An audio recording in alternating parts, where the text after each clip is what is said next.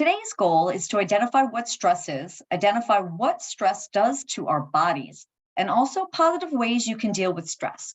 We also are throwing in some resources, some free resources to help you deal with stress or get better at developing stress management techniques for yourself. So what stresses you out? I hear it all the time. I say it myself. I'm stressed out, or this is stressful. So it isn't a mental health problem by itself, but it can impact our mental and our physical health. People stress at different times over different things, and it really depends on that interpretation, that individual's interpretation of an event or situation. So what is stress? It's your body and mind working together to alert you. It's a natural feeling that we are so fortunate that our bodies do to help you cope with a challenging situation or a change. And people always ask, gosh, I'm stressed, it's so bad. Is it bad? Is it good? Well, it's actually both. There's eustress, so positive stress that motivates us. So if you are experiencing something that pushes you to move forward or work harder, it's usually short term. It sometimes feels exciting, like going on a roller coaster or something, and it can absolutely help you improve your performance. De-stress, which is also known as negative stress, it causes anxiety or concern, and it can be short term or it can be long term. So stress is both good and can also be negative, but it just depends on what it is and when you're experiencing it and how you interpret it. So what stress does to our bodies, it's amazing. Everybody can feel it differently, but here are some common symptoms that people experience from stress. Have you ever been stressed out and got headaches? So you might have pain in your head, you might be irritable, anxious, you also might have difficulty concentrating. I don't know about you, but sometimes when I am stressed and I can't concentrate on my work, I tend to have my mind wander. I tend to procrastinate and end up picking up other tasks that really aren't needing to be done earlier, but it happens sometimes when I am stressed.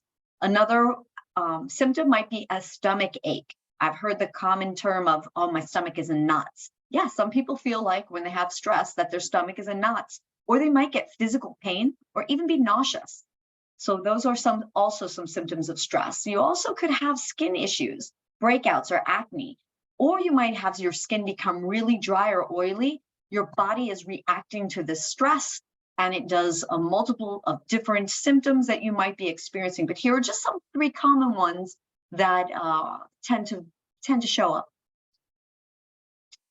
Now, we know what stress is. It's your body reacting. We know what it might look like, and you probably can answer yourself, hey, this is how I experience in stress, what I'm going through. But here are some positive ways to help you deal with stress. I'm going to give you 10. We're going to start off with 1, identify triggers. What triggers you? What stresses you out? We purposely put this presentation in the beginning of November because November, even though it's the holidays and it's amazing, hopefully you have some candy in you from Halloween, but November brings on the holiday season, the true holiday season, and also midterms and finals. So identify what triggers stress for you. It could be an event. It could be something that comes up regularly. It can also be something that you are anticipating. You know a final is coming up, that it might trigger stress. You know a certain relative is coming to your house, and that might be stressful, or you have travel ahead, and maybe you don't like flying or driving or whatever it might be, but identify what triggers your stress for you. That's an important step.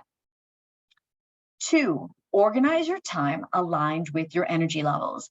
I am more of a morning person than a night owl, but I have family members that can crush it up until midnight into the wee hours of the morning. They're night owls. So what I tend to do and what I highly suggest is you figure out what you need to do and where you can schedule time in at those times that you know yourself and when you are most productive. And we can't always do it for all events, but if you can get certain tasks aligned with your energy levels, it's absolutely helpful. 3, chop it up. I always say chop up my tasks. I think it's important that you take your projects and you make them into different steps. Like if you make a SMART goal or if you make a checklist, you want to be able to have measurable steps so that you'd be able to say, great, there's one big project first. I have to do step 1, check it off. chop it up into smaller bites so it's not this overwhelming issue that you have to tackle. 4, practice saying how you feel. And I think this is really, it sounds simple, but I really find that people get caught up in just being stressed and overwhelmed that they don't know exactly how they feel. So by saying, I feel stressed, I feel confused, I feel like I'm not prepared, all of these I feel pieces can help you identify how you feel and know that it's okay to feel these things. And just processing what you are going through is really important. Step 5 in these tips for you to try out is tell people what you need. A lot of time people are stressed and they don't reach out to those around them. So it is absolutely okay. Actually, it's a superpower. It's a strength to ask for support. If you're in school and you need extra time, if you know you have a project but you don't have a computer at home or your computer is broken, you can ask to borrow a computer. If you need a ride to get somewhere, ask someone at home, ask a relative, ask a friend's parent, someone at school that can help you find a way to get where you need to go, whether it be personal hygiene supplies, food, school supplies, counseling. If you need someone to talk to, you can find this, or sometimes you just need a quiet space. I know if you share a room with a sibling or multiple family members, and you just don't have a place that is yours that you can carve out and make it your own, find one. At school, they might be able to help you, or your local library is excellent for that. And they have little rooms within their big library. But if you really need to get away and close the door to focus or be by yourself, they can help you out there. Tip 6, develop interests and hobbies. Now, a lot of people say, I don't have hobbies, or this is what I like, but it could be anything. There is no wrong interest or hobby. A lot of ones that I hear or I like is reading, YouTube videos, which you can find on pretty much anything. If you don't know how to meditate, or if you want to learn how to do a certain craft or a skill, you can find it on YouTube, thank goodness. Some people love video games and can get lost for hours playing by themselves or pairing up with people online, watching a movie, which is a big de-stressor for me, cooking, drawing, etc., whatever it is. But if you want to learn something, you can either, again, find it on YouTube. Again, I'm going to go back to Los Angeles Public Library. Your local library has so many different clubs and teen activities or even adult activities that you can get involved in to learn a new craft. Or even one great thing about developing interests and hobbies, it's a great way to meet people. If you find something on chess, if you find something on weightlifting, if you find something on whatever it might be, you're finding like-minded people who are also looking for others that share the same interests. So it's a great way to meet people and, again, kind of escape from what you might be stressing about. Number 7, exercise. Look after your physical health. Like I mentioned earlier, sometimes stress will impact your physical health. And that could be, stress suppresses our immune systems, and it might make it harder for you to fight off colds or even infections. So yoga is a great one. And yoga is not just spiritual. It can be really physical, make you sweat, build muscle, depending if you find power yoga or different types of yoga online. Get enough sleep, which I know the struggle is real. I can get up into the wee hours of the night, even though I might be more of a morning person. You just get caught in your to-do list, or even get online and get caught in social media, and you look up and it's 11:30 and you're like, wow, what am I doing? I got to wake up early in the morning. Eat foods that are good for you, or try and at least incorporate more good foods, healthy foods into your diet, and drink water.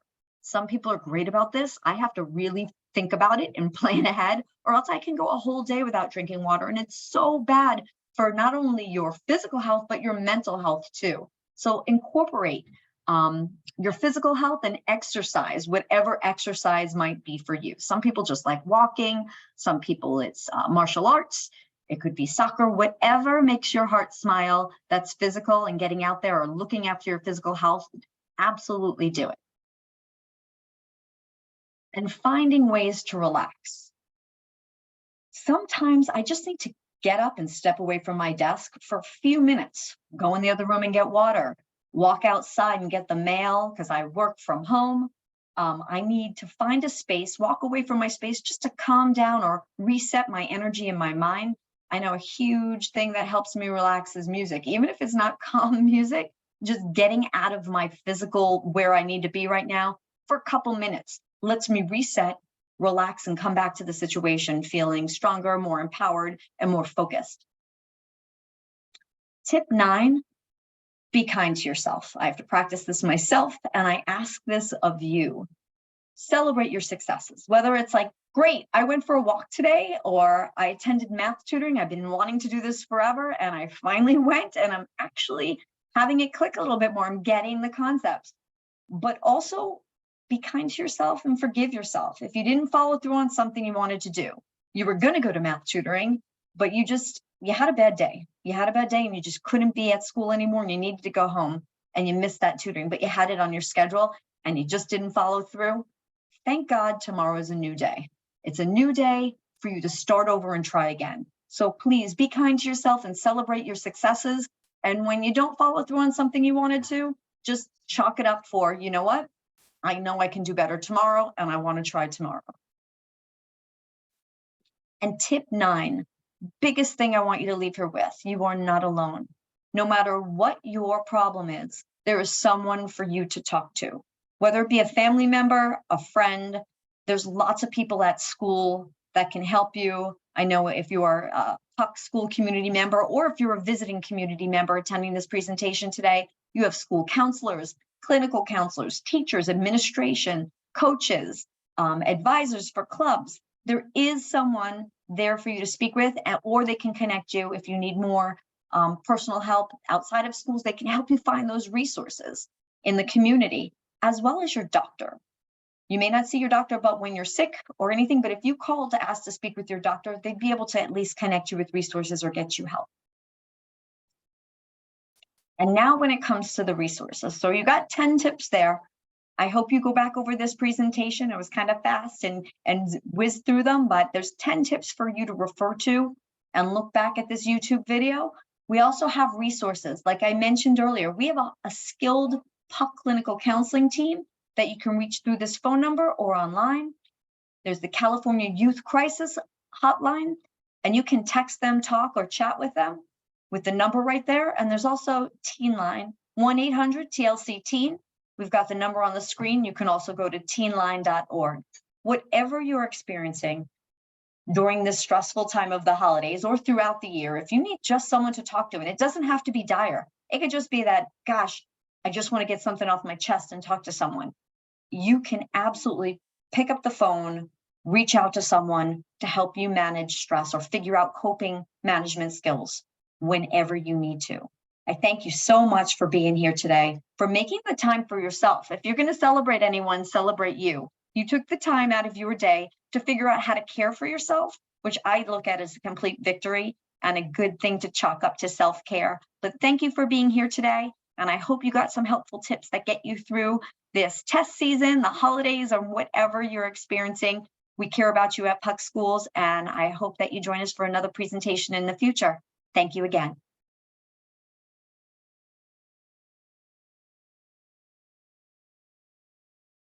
Oh.